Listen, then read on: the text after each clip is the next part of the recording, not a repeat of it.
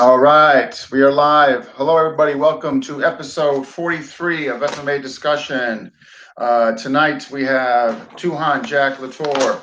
Just before you leave after this session tonight, just make sure to stick around at the end. I'm going to be announcing who is coming up the rest of this month and all that. Some exciting news and names and all that. So be sure to check around and hear that. Also, if you've not, please hit like and subscribe to FMA discussion on YouTube channel. And also, if you're coming on here, please tell us where you're from and all that, as far as the audience goes. Hello, sir. How are you? Doing all right. I'm glad we can have a chance to do this. Yeah, well, I'm glad that you're coming on. I appreciate you taking the time to do this and all that. This is gonna be I think this is gonna be a good one because I got some good questions and a couple little mini vids to show and all that. So give people who maybe are not completely familiar or maybe don't know as much as about Pekiti Tirsia, they'll get some great insight from you. I hope. So, so what's the just before we jump into things, what's the COVID situation for like you guys? What's going on in New York? Uh, it's a mess. I'm a school teacher, so we're waiting to see what happens in September. Um, I just can't see how people can socially distance with things like buses, cafeterias. There's all sorts of creative problem solving going on, but um, I think we'll just parlay the inevitable. I think even if they do start in September, I can't see them staying open with what's going on. So I'm hopeful because I'd like to return to work. I miss work. I miss Yeah, teaching, can you, and two on I Jack? Can notice you everybody like to use it. you're Yes, coming in a little low. Can you the volume? Can you? I'm not sure if you can turn it up or is this better? Is that okay? that's a little better. Yeah, yeah. Okay. Okay. Uh, Um, yeah. So as a yeah. So school teacher, I can't and wait to get back. yeah, I know this is great. I don't know how they expect these kids mask and the whole 9 yards and what's going on like here. But as far as teaching your school and your students, what's the status on that? Well, I have two teaching labs. One as a public art school, public teacher teaching art. So that's kind of parlayed for the time being. We don't know how social distancing is going to go at school. So if they start in September, I don't know how they can maintain it over time. So we'll see. And as far as teaching martial arts, I haven't since the pandemic really hit and they started closing things down. Uh, there's some people I can't risk, in particular, some of my elderly in-laws. So um, I've been trying to do some online support. I can't teach Zoom classes simply because I have a little guy who's on the autism spectrum, and he won't really allow that. So I do whatever online support I can of different groups around the country, actually the world, and help them with notes, sometimes video notes, bits of advice. So that's what I do. And I'm also working on a video project called the Global Karenza Project, and that's been kind of my martial arts therapy while I can't actively teach. Yeah. Okay. All right. We're gonna kind of jump right into it because I got a bunch of questions and all that. I'm gonna just for as obviously everybody knows that you're associated with Bikini Turja and all that, but prior to that, what just for the viewers, what was your first FMA experience? Um, I guess who, when, and where? Oh, really little. It was a FMA experience that I didn't even really know it was. Had a relative that my father knew. My father was a merchant marine, and my granduncle was a Navy cook, and he knew stuff. So we go visit him at his apartment in Brooklyn, and he was a great cook.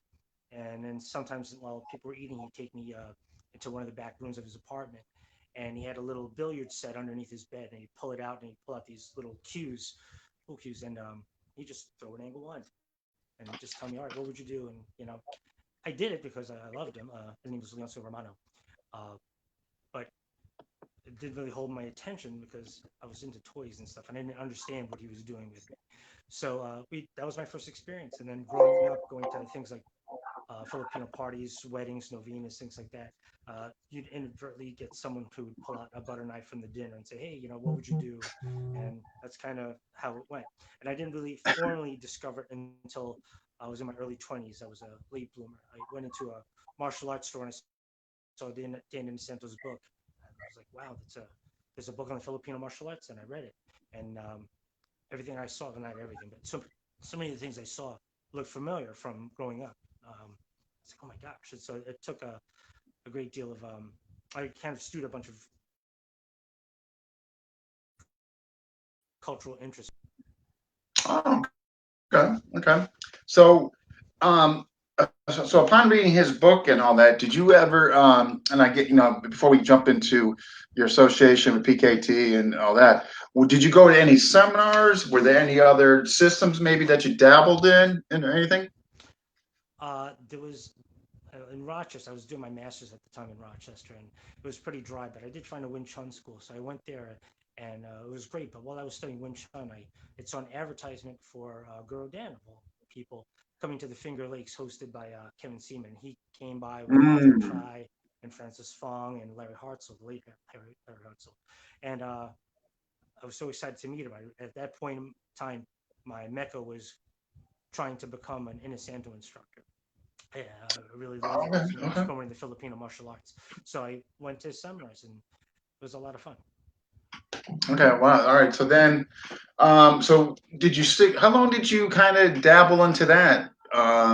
The his Oh, the Wing blend Chun was there. just Wing Chun was for a few years with Sifu Steve Lee Swift, and I think it was like maybe 2 years. And then he ended up getting married and moving to Florida.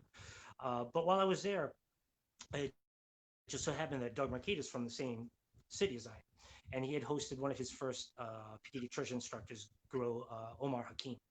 And so he invited me, and I got to meet Guru Omar, and that was the hook. And at that point,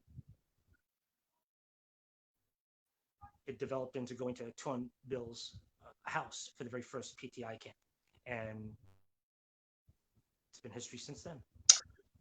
Okay.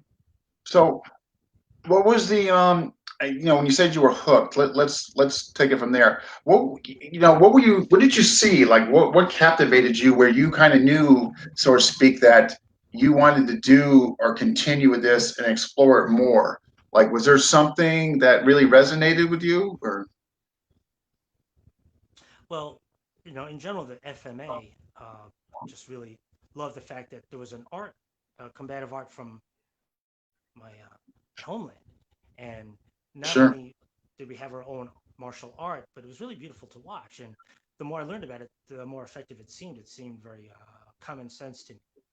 And at that time, again, I thought maybe I should try to become an instructor under Guru Dan Inosanto. Um, Doing some more research, there was a point where I was interested in doing Vibrio Kali, but then that opportunity came up with Guru Omar Hakim, and that opened the mm, door to me meeting Tuan Bill, and that hooked me. What hooked me specifically to Pekiti Church International was everyone says the effectiveness. It really was the effectiveness, and it was a teaching method that made a lot of sense. And on top of that, uh, with all the stories, all the folklore you hear around Pekiti Church and some of the, the odd, funny, violent, dastardly stories, yeah, Tuan Bill was a guy I felt I could trust, and the decades have not proven me wrong. yeah, yeah. Wow. Okay. So, what year did you start with Tuan Bill? 93. That's not, well, I first met him in 93. Yeah. 93. Okay. So from like, all right, so 93. So 93 on? Wow. Okay. Okay. 93 on, so I've been with him for 27 years. Wow. Wow. Wow. Wow. So, all right. So when you're okay, what was when you first went in there? Like, what was the? I guess what did he stress in the beginning with you? Coming in as a beginner. I guess like what was stressed? Oh gosh, there's so many things. I just remember the first ambiance of going to meet him because I met him at his house. Um, Mm, so we drive up this long gravel driveway with all these trees on the sides where you could only one car could go through at a time. It was a long driveway, and the branches are scraping up against the side of the car. And we get out and there's a fence, and these big dogs come charging out barking, and we kind of nervously go to the door, and the door opens, and it's Big Two on Bill, and he's got all these knives strapped to him and a gun that I could see. and he looked pretty stern. And then he said, "Hi, I'm Bill McGrath." He was the friendliest guy, and he welcomed us into his home. And Wow. we spent, I think it was like 3, 4 days drilling the basics in his back. Stated, and he had a very serious meeting with us in his den. Uh, he was telling us that at this point he's still with Grand Tuhon Leo, and was saying that he Mm. and Tuhon Leo had a joke that they couldn't be on the same airplane at the same time because they were the only two that had the system according to Tuhon Leo, and that if a plane crashed, the system would be down. Oh, So for he really, preservation. yeah. So like not Oh, having the president and the vice president on the same airplane. So he really kind of underscored it at that meeting that uh, PTI was to be about pediatrician, nothing else. Uh, to focus on the administration of the system. That if you cast in out of 1,000, you might get 100, and of that 100, you might get 10 who become instructors. And so this is basically the gestative point to cast that net. And he had a bunch of us down there, and they became lifelong friends and classmates. And wow. so when Wow. we talk I just about want to say, the first experience, it was the gravity of it. It's like, we got to learn this because we got to keep the system up. no, that's interesting. Like yeah, especially, that's funny because if I was driving up that driveway and those big dogs, I think that would have been enough for me to like turn around and, I think I'll go, I think I'll go elsewhere. And then opening the door and seeing a gun and probably 15 knives holstered. I think that, It was interesting because I wasn't sure what to expect from it. yeah, Uh, and instead of being, this paranoid, violent, tough guy, he was just generally really welcoming, cared about how we were doing. He understood at the time, and I can see it back in retrospect, that the kind of people he drew in and how he trained them would be how we would be represented. And I think he wanted to sure. clear up a lot about the Pekiti Tirsia name. No, that makes sense. I just want to take, Tom says hello. Hey, Tom, thanks for jumping in. Tom Pena, from the Tom who? UK. Oh, Edison Tom. Pena? Hey, Tom. Yeah, Yeah, yeah, Pena. from the UK. Pena. I Yeah, he probably, uh, he joined the Global Karenza project, so I'm oh, I'm sweet, sweet, sweet. very well acquainted Um, with him so, online. okay. So then, okay, so again, you're starting at 94. Just for the viewers again who might not, yeah, I mean, so what, I mean, I know obviously like any other system, you're the basics and all that, but like, was there equal amount of time stressed between, I guess, like blunt weapon, edge weapon? Was there one he focused more on the beginning per se, or? Uh, we really there's five main weapon categories in the PTI curriculum: empty hand, single stick, double stick, espari daga, and double stick. And we spent a fair amount on all of them because what he was trying to do is get people through the foundational stuff, primarily single stick and double stick and empty hand versus knife. It was kind of a screening process to see if he wanted you to have knife because we know that the Katy Church is known for its knife, but he didn't want to kind of wantonly throw that out there because he didn't want to attract the wrong kind of people. So I think hazing is a poor word. He was screening. He was seeing what we were made of, and not so much in toughness, but in terms of character. And so Yeah, yeah. how hard we worked, if we asked the right questions, what kind of things attracted us, what kind of goofy things that we say or that we didn't say, and that's how the trust was built. Yeah, yeah, because especially with knife, I mean, like you got to be careful. You just can't be teaching obviously to anyone. And I think he wrote an interesting article on that, like the knife cults, and I thought that, I thought he was right on the money with that. I mean, I've been in a few of them, and yeah, so I thought that was good on his part to bring attention to that. Like you just can't just open the floodgates and for that. And I thought he handled that pretty well. Um, Well, I think that's one of the many instances where you could see the kind of person that we were working with, and that he cared about that. He wasn't just looking for yeah, blind followers. He wanted, in preparing us for martial instances and interactions, that some of the battle will indeed be legal, and can you avoid it? You're not out to be a tough guy. You're a Yeah, guy yeah, who's yeah. trying to prevent your wife and kids from being duct taped. Yeah, yeah, right, right. I mean, where it was intended for, right. No, exactly. And then like that, no, that obviously speaks highly of his character. Obviously, he just wasn't just a money, you know what I mean, far from it. You know what I mean? That's so I don't know. I admired that when he wrote that. I thought that was something I really liked. Um, so okay, for the people who don't know, like you mentioned the five main categories and all that. Where again, what are the level? Somebody who is maybe has an interest down the line or what have you, like within your organization, what are the levels as far as growth and I guess, climbing the ladder, so to speak? I mean, in terms of ranking. Sure. So usually the first thing to mitigate is the things on the first level that will get you to be a qualified student or yakan, and that's getting the solo best on subsystem. So learning how to use the five different angles, the four slashes and the thrust, uh, doing a lot of the double stick basics, the attacks, and some of the warm up drills that are derived from fighting. There's the empty hand component, for lack of a better term, we called it kickboxing temporary. It's really a strong boxing component with some stuff, dirty boxing.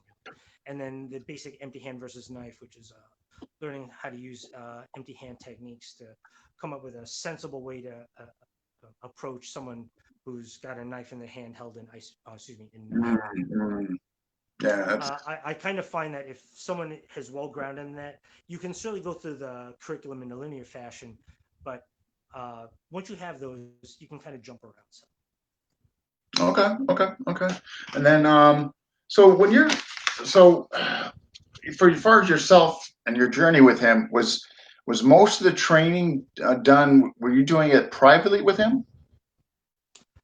It started off with training camps and seminars. So in the act of being Johnny Appleseed and going around the country and teaching, he'd give these training camps and seminars, and I tried to see him. At the time, I'd see him maybe twice a year, but I'd make a hardcore effort try to go see him, whether it was in Vegas or Fishkill or whatever.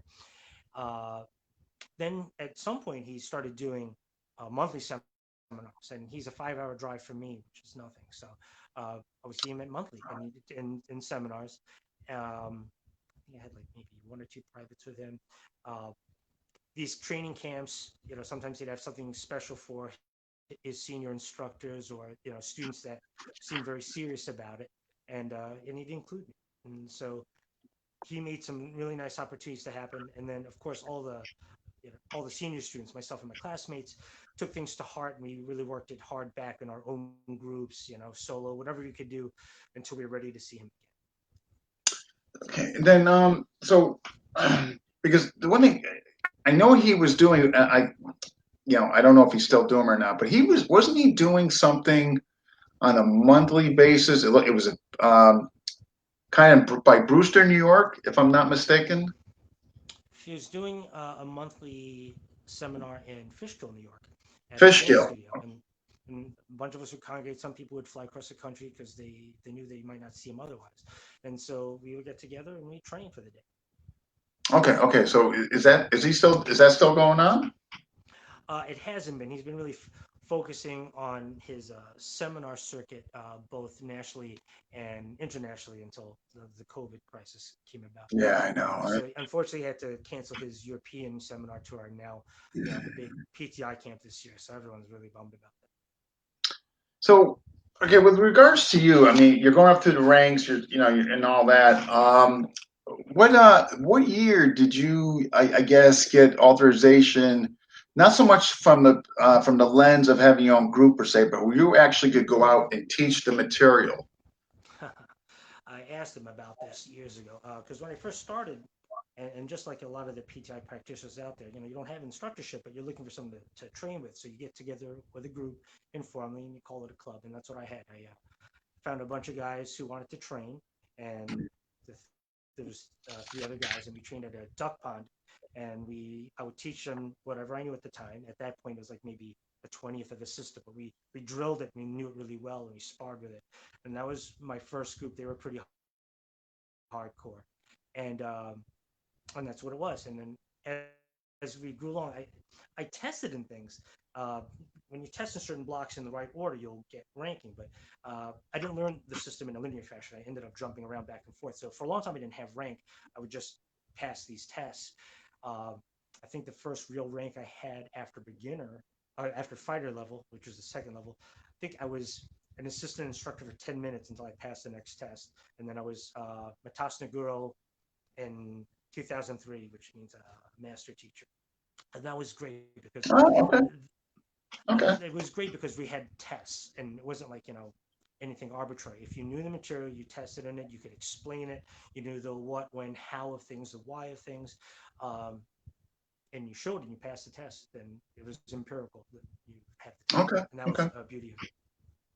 Can you again, just for people who, you know, who may not know or maybe are be are not well versed in PKT, and maybe just in a general sense, as far as FMA is concerned, can you just tell us briefly, or for us, that what did he stress, or what do you stress, far as blunt weapon versus the sword?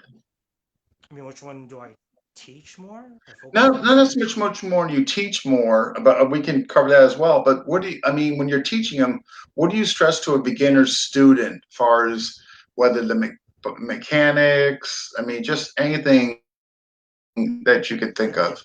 the body mechanics is critical.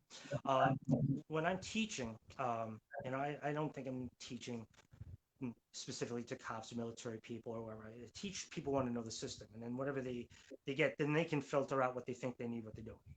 But if you're going to be an instructor, you should try to know as much as you can, even if it's something you may not personally use. Uh, so the thing that ties it across for me is whether you're learning curriculums per se, if you're learning some concepts for me per se, I focus on body dynamics a lot because you can know all the technique in the world, but if you don't know how to throw a decent forehand shot or a decent backhand shot, uh, the bad guy's going to laugh it off and squash you. So learning how to hit with power, hit with mobility, good timing, those are all the big things that I try to stress right off the bat. And as people have more time to invest in the system, they can learn all these other things. But I really try to stick to plan A. Um, how do you hit someone so they cease and desist, and so you Mhm. can go to the next guy if there is Yeah. another guy. All the other stuff that's fancier is if plan A doesn't work. So we try to go through plan B through Z. They're all the different contingency plans, and not everything fits everyone. So you got to find the things that work for certain people. But if again you're trying to become an instructor, you should know all this stuff and have some reasonable amount of functionality in all. Okay. Yeah. Yeah. Yeah. So yeah. Right. I think you hit.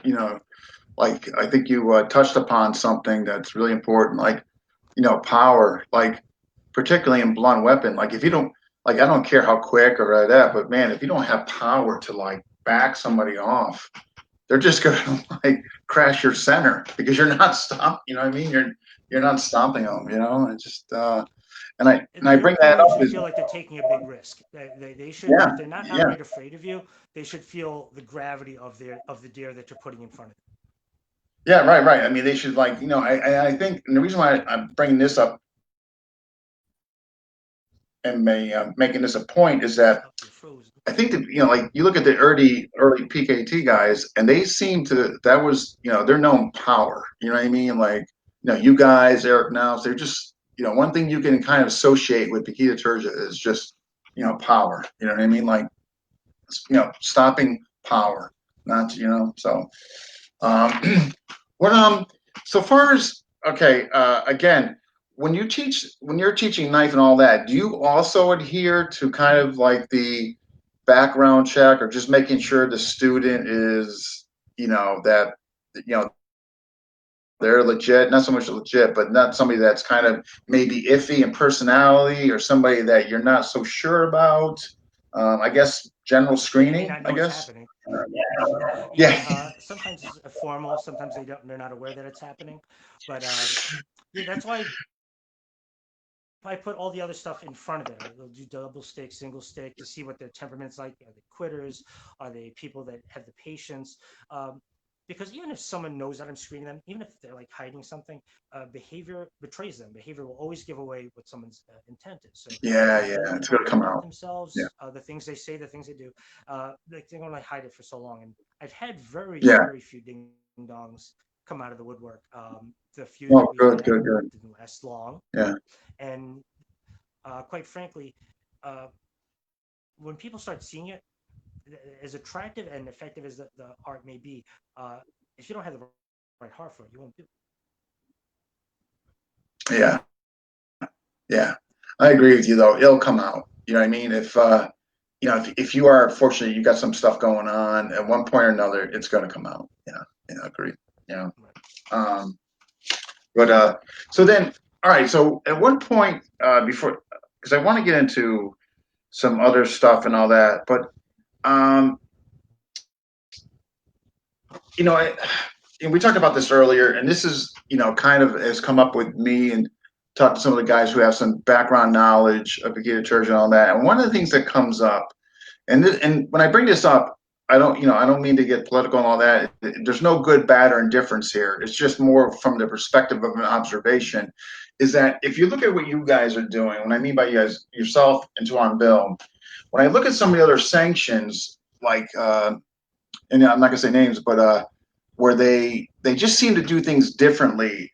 Am I correct in that, or am I off base? I think you're correct. I mean, the different organizations in Pekiti, Tirsia have their own different ways of approaching things for various reasons. I think one of the things that makes PTI very different publicly is its openness about how to get through the system. Make a very a big to do about being public. There's nothing secretive about the system. I mean, we're careful about who we give it to, but you come put the work in. We're not going to charge you extra for the super secret technique. How Hmm. grading and ranking is done is very above the table. No one can claim false rank because of this wonderful thing called the Blue Book. I don't know if you've heard of it, but every No, what's PTI that? member gets a Blue Book. It's great. Oh no, could you go on Tuhon that? No, Bill, that's new to me. yeah, Tuhon Okay. Bill picked this up from some folks in Germany where they came to him, and after they had a seminar with him, they gave him these books to sign. He asked what they were, and they said their Oh, instructor interesting. told them to get the signature of different people that they trained with. And so he had this idea that if when PTI members we get what's called the Blue Book, and if we complete a curricular block, then he would sign off on it. That say that they actually got the instruction. However, if you want to test in it, you'd have to test successfully, and then you'd sign it again to show that you passed that curricular block. And so if you had enough Okay. had the Okay. right curricular blocks that you had formal instruction in from a certified PTI instructor, as well as had successful testing from a certified PTI instructor, then you could get the rank. So it's really difficult to claim Interesting. false rank Huh. in Pekiti Tirsia because someone's going to call you on it, and no one would dare do that, and Yeah, that would happen to yeah. you. Huh. I didn't know that. That's interesting. Oh, okay. That's a kind of a good checks and balances. Um, It is, you keep in place. having the curriculum out written in public. You don't get the detail of what the techniques are, but you get an idea of what that tech uh, what's out there. There's nothing hidden. This is the group of techniques you Yeah. should know for this rank, and you can't fake it because you got to be able to show it. And in a test, it's not just going through the rote movements. Um, you can take a basic test to show that you can do it, or you can take a certified trainer test, and in which case you have to show you can do it, but you also have to be able to explain it like you're actually teaching it, so we can check your pedagogy as we go through. Okay. Okay. Oh, I like that. Yeah. So depending on which journey you want to pursue, as far as the student is concerned, he can choose that. Huh. I like that. Um, so then, what? Okay, I'm gonna. What is? I guess, as far as you know, um, overall the system again. If you had just again, it could be completely generic. If somebody were to ask you, "Hey, what's this Beketer's Church of stuff about?" What would you tell them? I tell them it's an art based in the Philippines that, like all Filipino martial arts, generally start with a weapon, and the weapon teaches you how to move so you can fight better with empty hands. And they start you off with weapons because in a fight, you're better off with a weapon. So they cut to the chase. They'll show you how to use a weapon. if you're warring with another tribe or an invader, you're not going to go out there and defend against them with bare hands. You use a weapon. Get that over with, and if you survive that, then you would have time to specialize and learn empty hand, and you come to realize that the empty hand is just an echo of the weapon movements. Mm. Hmm. No, okay, And there's okay. a lot more to it, but if I'm talking to the layman, then they should be able to get. Yeah, yeah, no, but no, I thought that was well presented. Like again, for laymen, exactly. Yeah. Um, I'm going to throw out some terms, and can you give us just like a brief explanation on them, just for the viewers who maybe not have heard these terms? Let's see. Sagitas. Oh, okay. So that's the in the PTI curriculum. That's the beginning of the advanced single stick stuff. Sagitas is a way of bridging, and in the PTI curriculum. There's three sets of them. The first one generally helps people learn how to bridge from long range to medium range.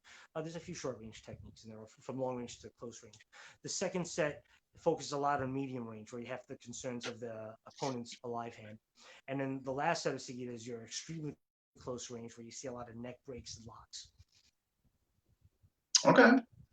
Um, Third hand principle.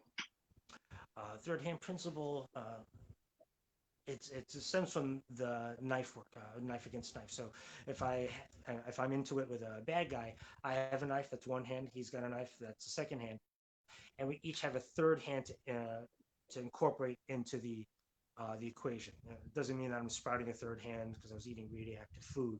It just means that there's now a new factor to introduce, so you don't get so myopic on the blade, so to speak. You definitely keep them in Yeah. hand, but it reminds you that there's another hand in there to add to the mix. Okay. Contradas. Contradas means counters.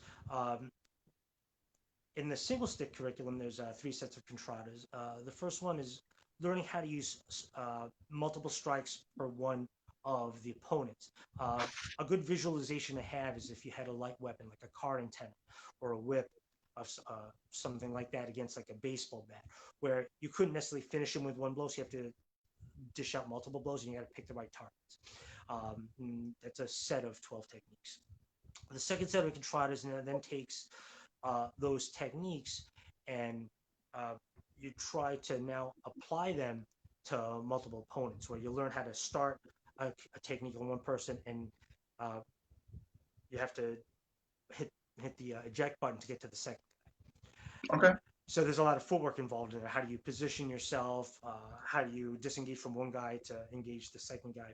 And the third set of contradas is verbatim a set of counters to the first set of Sagitas.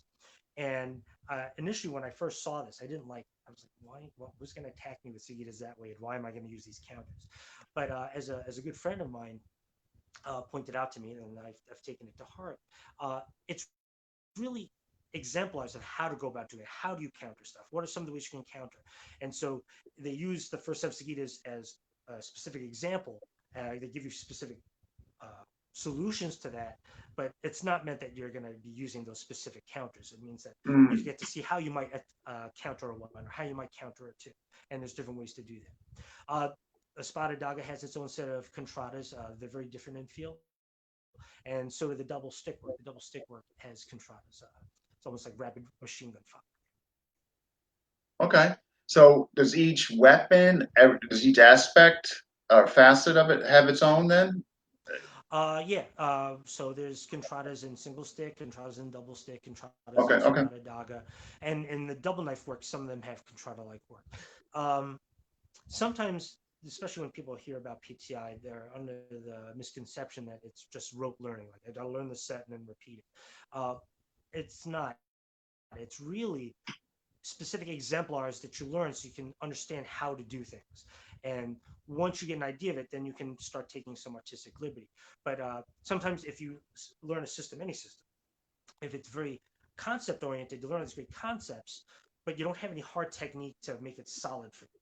And The bridge the conversely, concept. sometimes if you learn right, if it's concept driven, Yeah. and then if you have something that's more technique driven, you can have a bunch of techniques that you know, but no underlying concept to kind of connect them. So when you Okay. first learn Pekiti Tirsia, it looks like you're learning a ton of technique. And at some point, you reach critical mass, and then you start realizing there's redundancy across the weapon categories. And so all this technique starts becoming redundant, and it looks like less technique. Okay. Okay. Okay. No, that makes sense. Okay. Um, recontradas. So the term in the PTI curriculum is recontras, and literally mean recontras. Recontras. They're different in feel to the contradas. Yeah. The way Tuhon Bill explained it, and I see it, is with contradas, if you think of it as a light caliber machine gun and using multiple hits and you're riddling the bad guy. Whereas recontras is very heavy handed. If you're a bigger guy and you have some muscle, you can afford to do this. Um, it's more like a shotgun alternately loaded with buckshot and slugs with a bayonet on the end. So it's very contemptuous in feel, has a lot of power hits, but it's also very timing dependent. So if you're off in your timing, you tend to be very vulnerable. So there's different with the huge scope of the PTI curriculum. There's something for everyone. You just got to spend time finding out what that is for. Sure. Sure. Sure. Um, okay, Alphabito. So alpha beta has meant things to different people in different systems, but in the PTI curriculum, it's something where it's specifically how to engage the stick and recounter the opponent's live hit. So you'll see someone attacking you with a strike, and you'll use an exemplar of the alphabet. You'll basically draw with a stick, not because you want to make a fancy word, but it shows you how to engage the stick and counter the person's alive hand attack. It just happens to be used. It happens to be taught in the framework of using the alphabet. So it's a mnemonic device to help you learn those techniques. Neat. Okay, I'm going to show the viewers a vid because I found this really interesting, and I wanted to see if you can kind of just. Well, first off, what I want is that before we get into this, I just want to say, like my understanding, and I'm not saying it's great or I know it's the best. My understanding of Hoobit Loobit is that I would there always would be kind of slight angulation, whether I'm going inside track, I'm going outside track, but slight angulation. What I'm seeing you guys do here, I'm sure, and I'm assuming you take the same approach in this video I'm going to pull up now.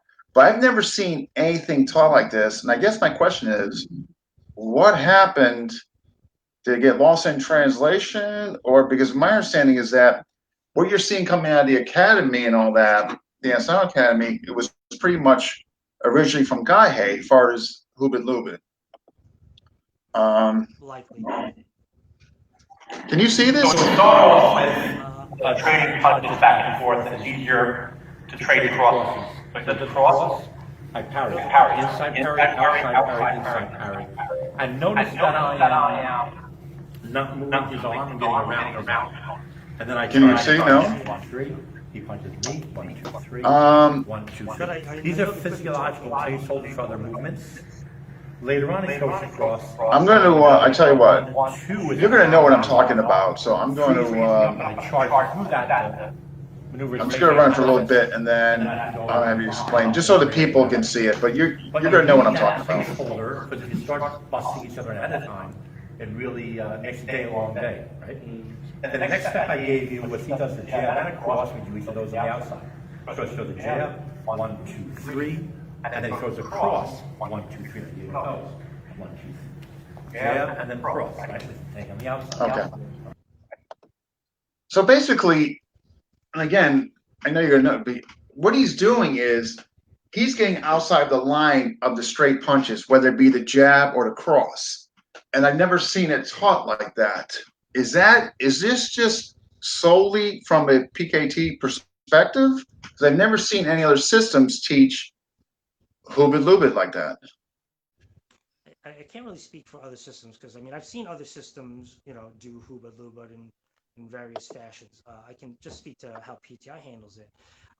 So you are in essence learning how to engage on the inside line of something and then getting to the outside of it. And there's different ways to do it. Unfortunately, when you see it practiced, wildly. Sometimes people get very caught up in the coordination aspect of it. They're happy to treat it almost like martial patty cake, and it's great for coordination, and they treat it as sensitivity, but what gets lost is some of the martial intent. And so when you train in Pekiti Tirsia, there's different ways to do it. There's one where you can lock your shins together and you literally are jockeying for the inside position. So you know what it feels like under some degree of duress. And there's another version where you're stepping into the forehand strike, where you're learning how to aggressively stop the person's arc and get into the outside. And you're learning a lot about position, how to dominate from the inside and get safely to the outside. And then there's another version that I teach, which is jockeying position. So it looks kind of like a jerk's version of chi sao or push tai chi push hands, where I'm literally engaging and finding ways to manipulate the opponent's core. Where I can pull him off balance or push him off balance while rooting myself. So I've done it with people from other systems who have done hubad lubad. We in Pekiti Tirsia call it sagang lubo. And they're like, oh my gosh, what that feels really weird. What just happened? And it's because I'm throwing them around. And the martial intent is not lost. It's not just a case of martial coordination. Yeah, yeah. I could from watching that video, I could definitely see that because again, all I've been exposed to or shown was coming through, the blend, whether it be Vunak or what have you. But it was basically you're kind of standing in front of your man. Not that obviously you need to drill, and I understand that, but it makes totally sense if you're dealing with not simultaneously, of course, but sequential, a 1-2 coming at you, and you're dead on center. Even the best boxers in the world, there's going to be residue or whatever. So I thought that was really interesting. He's going outside, not so much focusing on moving the arm, but he was getting. And I've never seen that interpretation before. So I found that interesting. A lot of Pekiti Tirsia, when the layman sees it, it's kind of like this interview. You see everything from the top half of the body, and you don't see the feet. And what I've learned in Pekiti Tirsia is how important the feet are. Initially, I didn't really enjoy training the footwork because all the flashy stuff was above the waist. And then I started realizing it put me in a place where it made me safer. It put me in a place that really compromised the other guy. I learned a lot about spatial geometry, where I could be in a place where I could touch them, but they couldn't touch me. And it really helped me with power generation. In fact, I mentioned in the beginning of the interview that I'm really into body dynamics and how to teach it. And it all really starts from footwork. Footwork gets you where you need to go and do it with power. Yeah. All right. I have another vid here, which I found interesting. And I'm going to actually, because if you can't see it, but this one was the double, well, just I'll tell you what it is. Obviously, you're going to know because you're in it. The double-handed thrust and scoop. So I'm going to show everybody, and then maybe you can explain, because I found this neat as well. Yeah, it's Paulo Rubio doing it, I believe. So here we go. My barometer for success here, he'll feel like it's more solid. Hit the fingers, scoop this. Nice.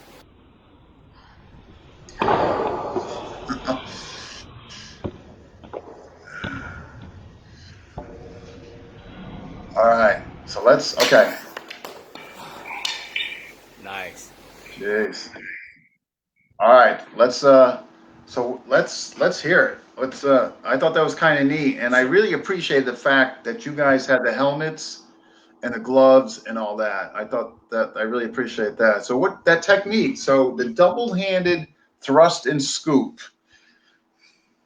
All right, so that's a great exemplar of part of the curriculum. If you look at single stick recontra set 2, that's the dos manos part of the curriculum. You have 2 hands on the stick, and it was really kind of introduced as a stick retention set. How do you prevent someone from disarming you? But sparring it with my group, it's also one of the great things to be kind of like an anti-grappling, or a way to dissuade grappling from happening. Grapple, keeping those 2 hands on the stick, and some of that is when you have the 2 hands on the stick, you don't have that reverberation line, so it's more secure, but the stick is kind of stable. So if I hit 2 hands, a 2-handed grip against a 1-handed grip, they're going to catch the raw end of that reverberation line. What Paulo's doing, I think he's the one who's doing it in the clip. He came to really like that when I showed it to him. He calls it the shovel thrust, and it's a nice way to kind of get a good solid thrust up close. One of the ways I like to do it is I to have my arm wrapped around a guy's weapon arm and then secure the grip and just thrust him while I have his stick arm. Overhook. Just makes Yeah. it really. Okay. Yeah. Yes, I have an overhook on him on his stick arm as I thrust him, and it causes a lot of anxiety because the guy gets really myopic on freeing his stick. And if he wants to throw the other I can hand, tell you right that's now, problematic too. the overhook is phenomenal. Like if you can come under a roof block and you get that overhook, the thrust, all that's there. No argument here. Yeah, no, right on. Yeah, it's very, and like you said, nobody likes their appendages withheld or grabbed or Right. negated movement. So. So anyway, But no, thank you for I'll explaining those keep it vids. quick. Yeah, those vids were they were great. So I'm gonna leave it. Did you again, like we were talking about? I was gonna leave it up to you how you felt personally. But before we get into whether or not you can, if you want to do a demo or not, I really wanted to go into which I thought was really neat what you were doing. You made mention of it when we first started, was the Karenza project. What was the inspiration? So the pandemic happened. Everyone had to stay home, and one of the people I work with, a dance teacher, she had posted a video on Facebook of a bunch of dancers, and it was really one dancer practicing social distancing, and then at some part of their motion, they would edit in another dancer who started off in the position that the other person ended up in, and it was really beautiful. And it occurred to me that maybe we could do this for Filipino martial arts. And I know Hmm. that personally, if I could not teach, it was going to drive me crazy because it was really my getaway, teaching on Sundays and whatnot. So the filmmaker that came to mind was Paulo because he's a pro at it, and he also understands the nature of FMA. So I approached him about it, and he said, "Hey, let's do it. Let's make it even better."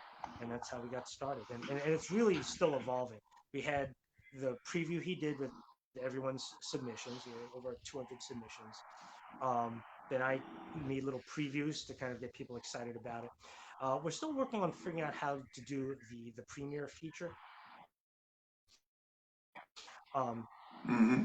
Because it took its own life, took its own path. Uh, we don't think we can do one long feature; it'd be too long. So we're problem solving that. We have some ideas, but in the meantime, I'm collecting footage from other people to do uh, extended clips. So I'll find a person, see if they want to submit some video clips, and I'll edit something for them. I don't sleep much. A lot of my students know that, so I'll be up and I can do my editing.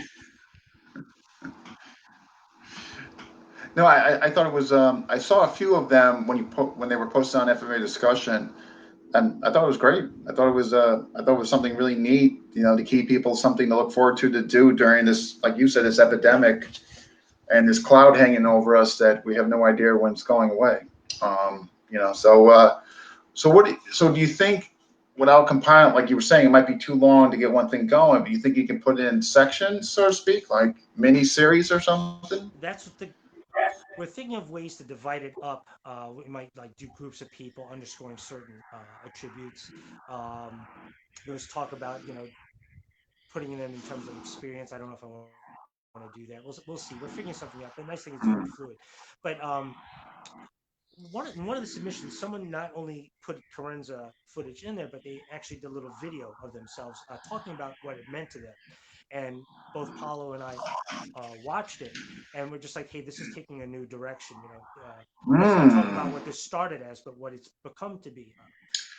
It's a nice way for people to be shown on level footing with some of their FMA idols. Um, I don't give preferential treatment to anyone. Everyone gets preferential treatment. I level the playing field, and that way, someone who might have been admiring someone now has the same kind of screen time as them, and it gets the same Mm. kind of love in the edit, and it's nice because it's very inclusive. I'm not picking favorites. There's people who I know and adore in there. There's people who I've met because of this. Tom Pena is one of them. Um, and it's opened up some doors for diplomacy. people realize that I'm not doing this for profit. I don't make a penny off of it. In fact, I'm spending my Yeah, money. yeah. It's just nice to see people learning to cope with the quarantines and still be true to FMA in whatever way they can. Uh, it's opened doors from people. It's opened doors for me. So even after the pandemic, I may continue doing this work. I think it's fantastic. I think anything like this, one of the reasons why I'm doing this, it kind of parallels some of the things that you mentioned. Like, obviously, I'm not doing this, I do this for free. I don't get paid. You know what I mean? I do this my own time. Um, and that, but my reasons are not for a popularity contest. I'm in the wrong business. I mean, but to try to bring the community together, and regardless of what style you're in, what you advocate, what you prefer, yada yada, but just to bring collectively everybody. So I think that's great what you're doing, and also I think it's really neat that maybe that you add that where people can like explain like what this means to them, that they're doing. I think that's a nice added piece, something maybe you guys can make part of it actually, where they can actually, people can verbalize, why they're doing it, what's it meant to them during this time. I think that would be a nice piece to kind of put in there permanently. One of the things that when I tested for Matas Neguro, it was empirical. I got those curricular blocks tested, and that was fine. But after the promotion of Tuhon, I didn't. I don't think I didn't pass a test. It was just Tuhon Bill said, you've been in this long enough. You promoted the system. I think it's time, and very generous, very flattering. But ever since, I've been trying to find ways to be deserving of it because I didn't do a test. And so some of this is the acts of diplomacy. I, I'm not trying to unify everyone. We're not going to be seeing kumbaya together, but we can coexist and coexist peacefully and Sure. productively. I always use that example of that film, Miracle on 34th Street, where the Santa Claus is making a reference from Macy's to people go see Gimbals or whatever. Um, the market is big. Not everyone has to come to one particular martial art. Mm. If there's someone who wants to study in Arizona, I know someone, Martin Torres is over there. If someone wants to study in Louisiana, Tuan Scott and Danny Torelli, there's enough love out there for everybody. And, Yeah. I see a lot of adolescent posturing and silliness, and it's like, that's not what I got into this for. I want to No, participate. I know. And if my name's going to be attached to anything, I want it to be something my kids can be proud of. So. Yeah. No, I think you're achieving that without any worries. And that's another interesting point you just brought up. Like, right, because the more people you get involved in this, when people travel around, they can go look up that individual because now, you know what I mean? So that's another nice feature I didn't even think about, bringing the community together, which is what we need. I mean, and like you said, it doesn't mean that we have to agree on everything, our approach or what we like or what we do, but I'm telling you, we need to do it because we're getting slammed in popularity, infomercials, social media, TV by MMA and BJJ, and it's not going to change. So it's up to us to work together and collectively bring things up. Well, Um, even the surging popularity with other arts, I'm okay with that. I mean, when someone wins, we actually all win ultimately. And I never got into FMA for its popularity. I got into FMA because it meant something to me and my heritage, and it happens to be really effective. If people yeah, don't like it, no harm, no foul. They can move and find something else. But the people who really find a love for it, they're in for a real treat. no, I agree. Maybe perhaps popularity was the wrong. I guess what I'm looking at, like the other thing I really advocate for is getting the youth involved because just before some of the systems, not to say they're going to become extinct, but it just seems, I guess what I meant by popularity is mostly the younger generations kind of going over to MMA, BJJ, so is what I should have been more specific about. But all right, do you have, okay, well, we're coming up on time. I mean, did you want to do a demo? Again, I always leave it up to the person being interviewed. No harm, no foul. If you know. Uh, if I leave this room, I won't be coming back. My son will Oh, graduate. okay. No worries. And No I'm worries. kind of No hidden worries. sequestered, and he hasn't interrupted. So I think if I leave this room and he spots me, we're done. So, No worries. and Okay. No, if anything, no, that's fine.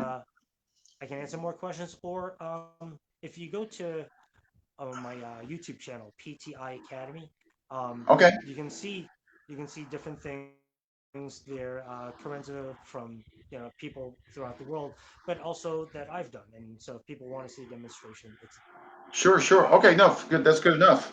We're definitely going to get all that social media and your contact information at the end. I do have one more thing, one more question though.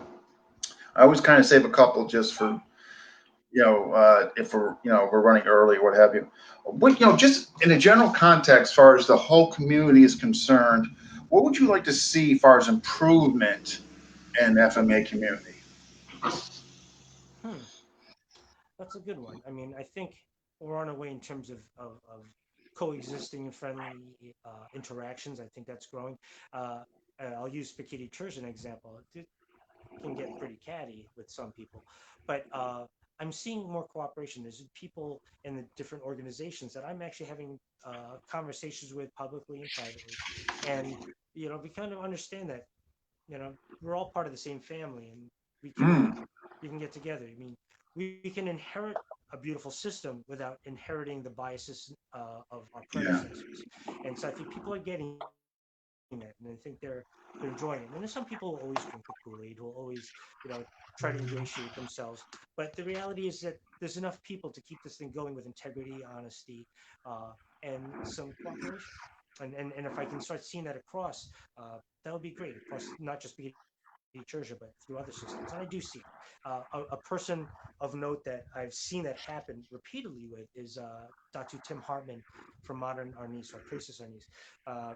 He'll work with anyone. He's good at promoting stuff, and he likes to reach outside of Modern Arnis. In fact, that's how he and I got associated, is because he pulled me into one of his training camps, Oh, okay. knowing that I was not Modern Arnis. And we've been friends ever since. Oh, fantastic. Yeah. Okay. He's somebody that I probably should down the road perhaps get on here because I like anybody with I that highly recommend it. that attitude, like that wants to bring people together, regardless of what you do and all that, and not just getting into lack of a better cliche, pissing contest. You know what I mean? Because Exactly. nobody's winning in that. Um, what just okay. Let me see here. Any closing before I list your social media and all that? Last thing, any future projects? Anything you're thinking of like down the line when this miserable situation ends? Oh, when it ends, I will be. Whoever I see is getting a hug. That's for sure. I mean, this lack of social interactions would be. It's killing me. But I can't wait to teach my regular classes. I can't wait to teach seminars again. I get a number of invites across the board. I'd like to be able to entertain some of those. There's some people who want to come out. I know Rob Pagan, a Mandala in PTK, has been wanting to come out. I can't wait to see him. But I think the big thing is people be smart. And, even if, there's all sorts of stories about COVID and whatnot. But I think the important thing is we're in this day and age, we're seeing quite a lack of empathy. And I think the big thing is to regain it and find it again. Act in ways that bring honor and good repute to your name and the name of your family. Mm, I will not take anyone's life, shallowly. Someone might have an elderly person that they care about. I'll wear a mask for sure. I have people that I care about that I don't want to get hurt. I wear the mask. Um, it's free. It doesn't cost you anything. Just be kind. That's the big thing. yeah. I mean, well said. Exactly. You know. Um, all right. Okay. Let's social media. Where can people uh, where can I check you out? You mentioned your YouTube channel. So let's just get that. That's YouTube, and that's PTI. Well, I'm sorry, what was that? PTI Academy. So PTI Academy, that is the YouTube channel. Okay, Correct. I'll list that. Any other social media where, I mean, obviously people know you're on Facebook. Anything else? There's a Facebook page called the Pekiti Tirsia International Exchange. It's a page. So if you look up, Okay. I tend to make announcements there. I do have like a private Facebook group, but that's private for a reason.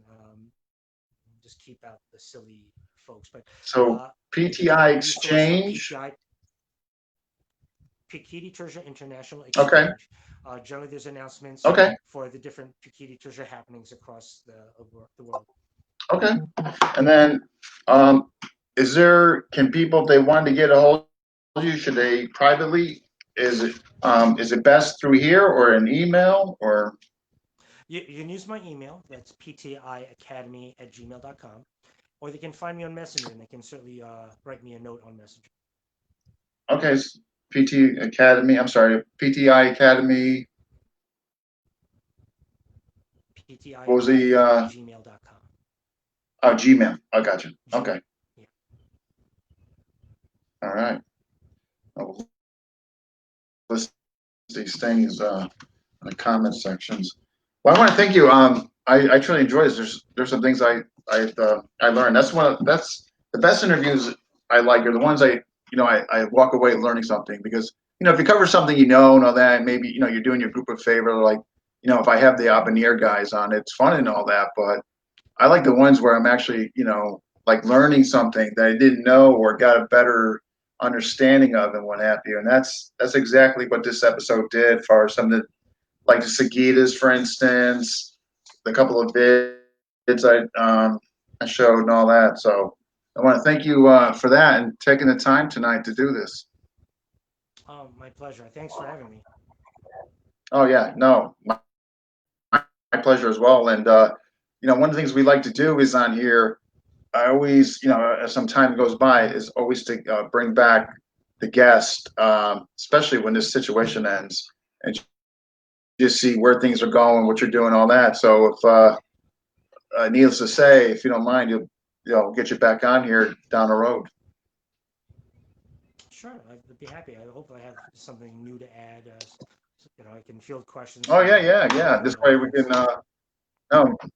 No, absolutely. No, I think you most certainly have something to add. So, but again, I want to thank you, Tuhon Jack. I hope this miserable situation that hangs over us ends soon, and we can all get back to doing what we love. And hopefully, I wish the best for you and your family, and hopefully, you can get back with your students and so forth and so on. And yeah, we can all get back.